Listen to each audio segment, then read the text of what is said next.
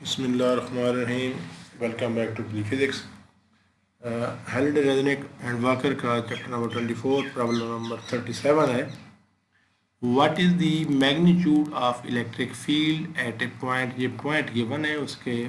Position vector है, तो उसका पॉइंट का एक्स कोऑर्डिनेट क्या है 3 है, वाई कोऑर्डिनेट -2 है एंड जेड कोऑर्डिनेट इज़ 4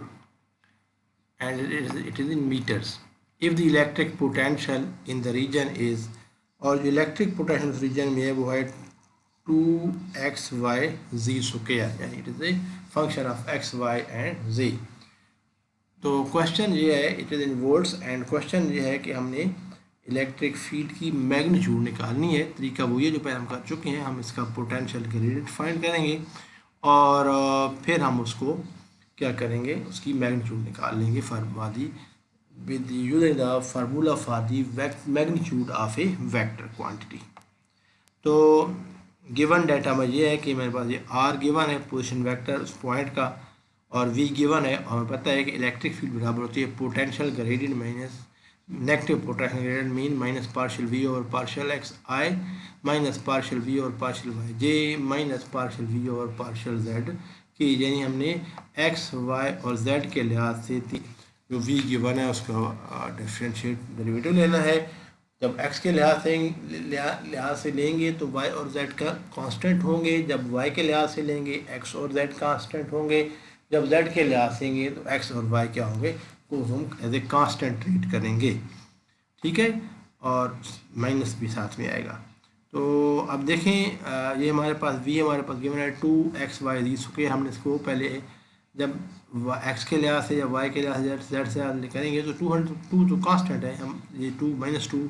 सब में माइनस ही कामा ले लें और 2 भी कामा ले लें, हमारे पास आ जाएगा minus partial x of this क्या है X Y and Z square, और साथ में आई यूनिट वेक्टर आ जाएगा, plus partial y in partial derivative of the X Y and G square, और फिर जे यूनिट वेक्टर आएगा, plus partial Z of X Y and Z square, और ये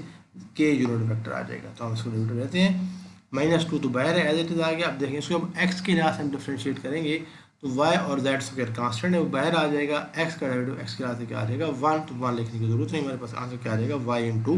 जेड स्क्वायर, और साथ में क्या आएगा आई यूनिट वेक्टर, प्लस अब y के लिहाज से करेंगे तो एक्स जेड स्क्वायर बाहर आ जाएगा, y के डेरिवेटिव y के लिहाज से क्या आ जाएगा 1 आ जाएगा, और j unit vector as it is आ जाएगा, प्लस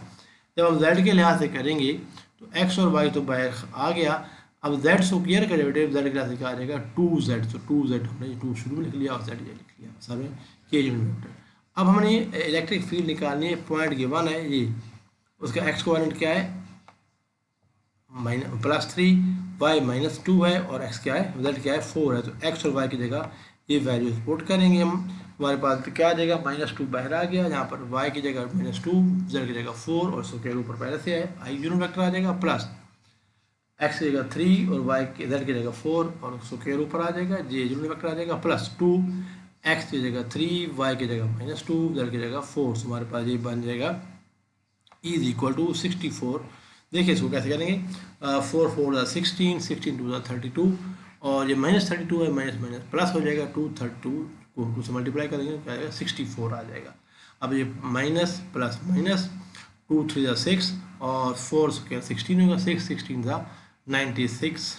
आ जाएगा, और ये यूनिट वेक्टर आ जाएगा, प्लस इस तरह ये क्या बनेगा 2 2 4 माइनस प्लस, और 4 से 12 12 to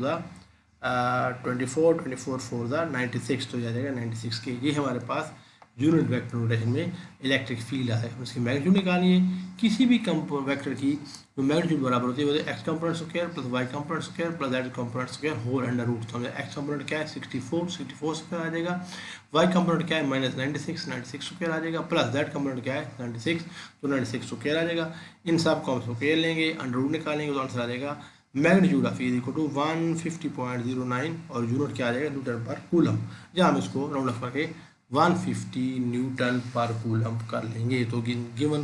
problems the electric field magnitude at the given point is 150 Newton per coulomb. That completes problem number 37. Also see you next video very soon. Until then, Allah Hafiz.